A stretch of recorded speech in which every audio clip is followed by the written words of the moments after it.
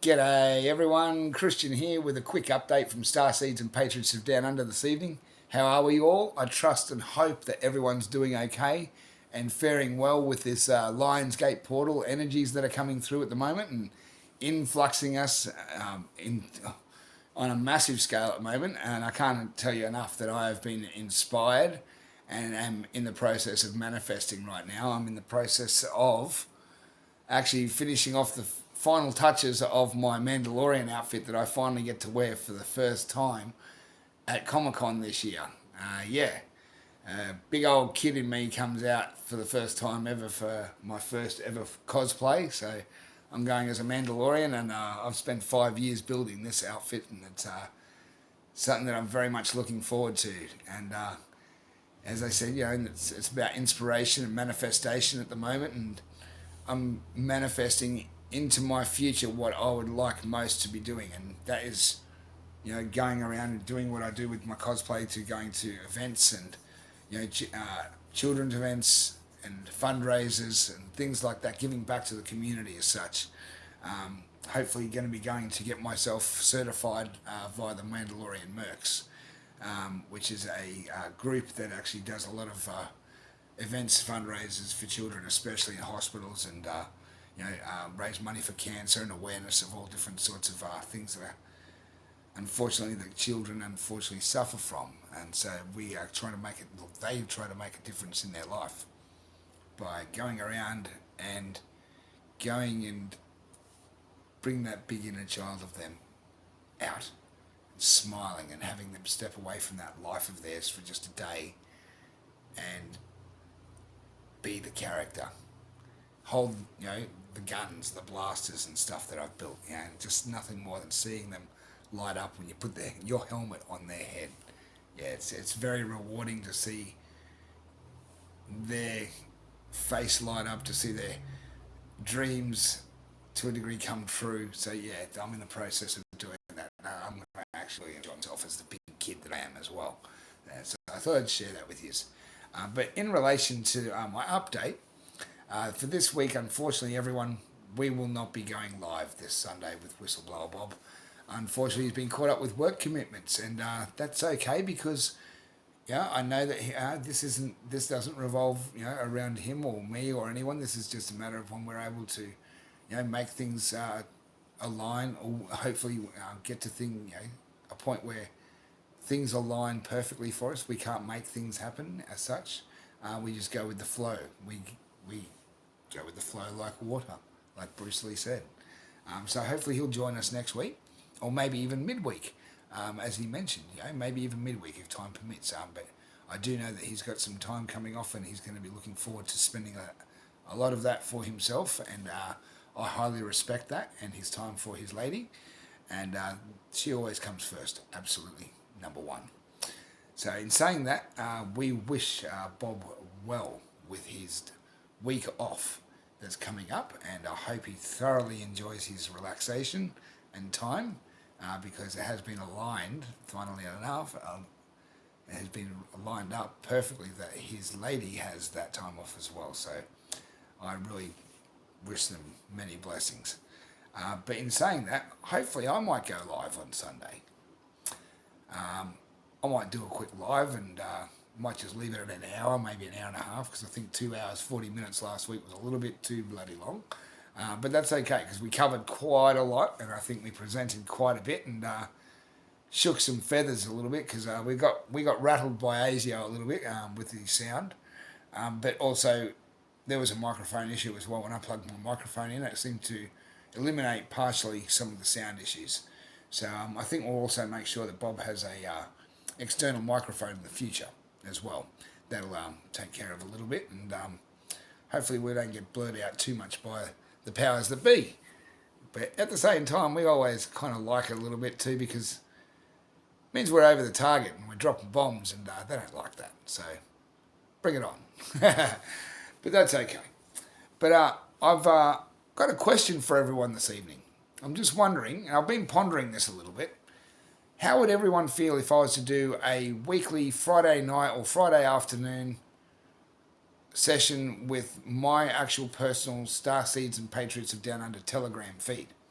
where I bring to you the latest stories that I've been finding through the week that I found interesting. Some things you might even find that you have never heard of before. Even you might be able to even follow them and go and join them on Telegram as well. And I'll leave always things open for everyone to see as well. You can always come and join me on Telegram as well and see it for yourselves, and follow those links there.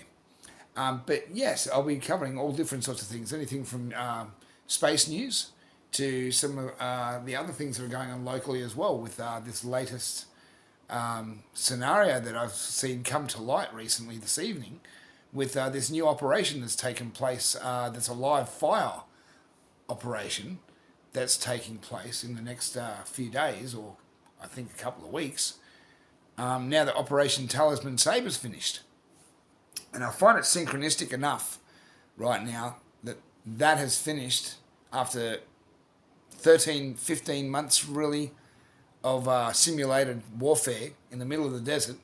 And now all of a sudden we've got 4 nations joining together: Australia, America, Japan, and for the first time ever joining this operation, India, in a live fire naval operation for simulated warfare on possible submarines scouting the area. Come on. It doesn't take a genius to work this out, even though this is a news story. This is a cover. Okay? And what I can see, and I actually did, at the time that I was watching this report this evening, funnily enough, Whistleblower Bob gave me a call. He was on, as he normally does at that same time of day, and usually I answer, but because this was on at the time, I was unable to answer. So I thought, I'm going to watch this report, and when I'm finished, I'll give old Bob a quick call back, and I'll let him know what I've just seen. I'll get his take, or I'll tell him what I think, and I'll ask him for his take, and I'll ask him if I'm correct or not. And it turns out I was correct with my discernment and my intuition, which always seems to guide me well. And I would like to ask for all of you to go and have a look for this particular operation and have a look at the particular report. Channel 10 will probably report it again this evening. So please go and have a look at it if you can and check it out, and let me know what your thoughts are in the comments below as to what this particular operation may be through your own discernment and intuition. Because to me and Bob, we'll let you know right now, we feel that this is actually the start of this, the final setup of the final pieces of the chessboard for the synchronized global surgical final battle. And I won't even call it a battle, because it'll just be concise, direct, and surgical. There will be no strike. It'll be just it's just been completely configured to a point where it'll be, if it's 3 a.m. here or 8 a.m. over there or whatever, it doesn't matter. It's straight down the middle. Everyone, boom, gone. Everyone moved upon all at once. And we think this is the actual setup for that, the premise for that. We also think that at this point, that if they are using the storyline or cover story of submarines in the area as a simulation, what we think they're really saying is that there are Chinese subs in the area that they have said. They said they're using the simulation of CCP warfare with Chinese subs. And I'm thinking to myself, hold on. Hold up. You don't do your live fire simulation exercises on simulated subs unless there are subs. You wouldn't be packing, locked and loaded with live fire munitions if you're just doing a simulation that requires only software and computer terminals, really, with maneuvers outside taking place between the ships and whatever targets the actual simulation software is actually projecting for the radar pings to come back from. Okay? So really, at the end of the day, I see this as bullshit. I'm calling it out. It's a cover story for something else. There is more to this as well, I believe, and I ran this by Bob, and I actually said, what would you, he actually agreed with me. I said, do you think it's, part of the cabal elements here, or deep state elements that haven't been actually taken out yet, trying to make a run for it in scuttle subs and things like that, or making a run for it on maritime law And he said, yeah, absolutely. And because it is by maritime law, they can be taken out by maritime law. They've used maritime law as a means to control us all this time. Well, funnily enough, don't you think it's synchronistic that they try to make a run for it with a low profile submarine that doesn't give off too much of a radar signature? Because usually anything that's above 4 foot or 5 foot above the water line, usually gives off a radar ping signature. Okay, now if you've got a low submarine, now we also know this about narco subs. Okay, narco subs are very low profile. They have a half a foot signature off the water line. Okay, that's a 6 foot sub. Okay, 6 foot sub that you get from Subway. That far, that's their actual hatch. Maybe even a little bit taller, maybe 8 inches, okay? But that's their waterline. That's above the waterline. And that does not give off a radar signature. Perfect for keeping a low profile if you're trying to make a run for it. Okay?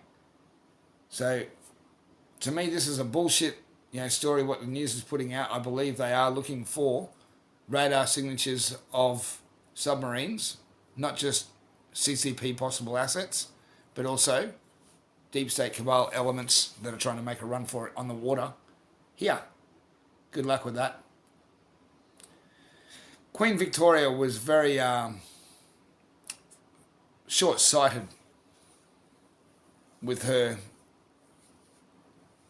so-called victory of claiming the great southern land in her name for the monarchy, because never for a second did she think for any moment that the land that they thought that they grabbed so that they could see their enemy coming from any directions, would they actually think? They never thought that that enemy would actually stop them from escaping via that water.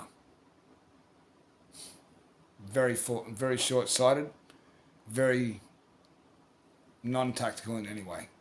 They basically created their own demise. And if they thought for a second they could actually leave via water, knowing that maritime law has been used and in place all this time, well, it makes sense to use it against them. Perfect. Take them all out, then change the laws, make it back to constitutional law, law of the land, universal law. So, yeah, I ran that by Bob and he agrees. It actually is a bullshit cover story, psyop stuff, bullshit crap. So take a look at it, everyone, and I can actually guarantee you that this is possibly the setup for what's about to take place, and it's going to be swift, it's going to be concise, and it's going to be direct. And they ain't playing around. When this goes down, it's going to go down. And you will see at some point, and make no mistake, there will be martial law. They'll make announcements of some sort. I won't say what because I have no idea. I don't want to put any fear-mongering out there of any sort because that's not what we do here. But what we do is give out truth. And that's what I see is happening right now, is that there will be announcements at some stage of some sort that will actually be some form of psyop cover story again in order to maintain control, because there is going to be a big takeover, a big changeover. It'll seem like shit's falling apart maybe, but it's not. It won't be, and it's all for the greater good. Okay, but that's not by any means any form of fear-mongering. So let me know below anyway, guys, what you think of possibly a Telegram show. I'll be covering this in the show as well, this particular story, so we can have a look at it so you can see for yourselves the actual news report. And the other reports that are coming in privately. We'll do, as I said, Telegram on Sunday. If I go live, let me know what you'd like to possibly see. If you'd like to see some more extraterrestrial shit, by all means, I've got plenty of that. Got plenty of USAP stuff for you that'll just blow your minds. USAP, if you don't know what that means, it means Unacknowledged Special Access Project. Unacknowledged Special Access Project, USAP. UAP is the new word for UFO, and we ain't playing that game. No. Yeah, they're new designations of these words and abbreviations that they're using just doesn't wash with us. And it's just all a part of confusing the masses out there so that they don't know. Okay, so we're here to give the truth. So UAP is the new abbreviation used by those in power, so to speak, to confuse the masses with what UFOs are, or flying discs, flying saucers. They're the previous usages of words that they used before they changed them as well. But let me know what your thoughts are, everyone. I've rambled on long enough. I've been going for 15 minutes. I've got a lot to do this evening. I've still got a lot of things to finish off with my Mandalorian outfit. I've got a couple of people to talk to online. So I bid you all adieu. I hope you can join us on Sunday. I'm going to be going live. Okay? So see you all then, hopefully. And just remember, it'll be 1 o'clock, so press that notification bell when you see it come up. You'll be seeing that come up in the next few minutes. So, yeah, stay prepared. Talk to you soon. Lots of love. And remember, one love. Take it easy, everyone. See you Sunday.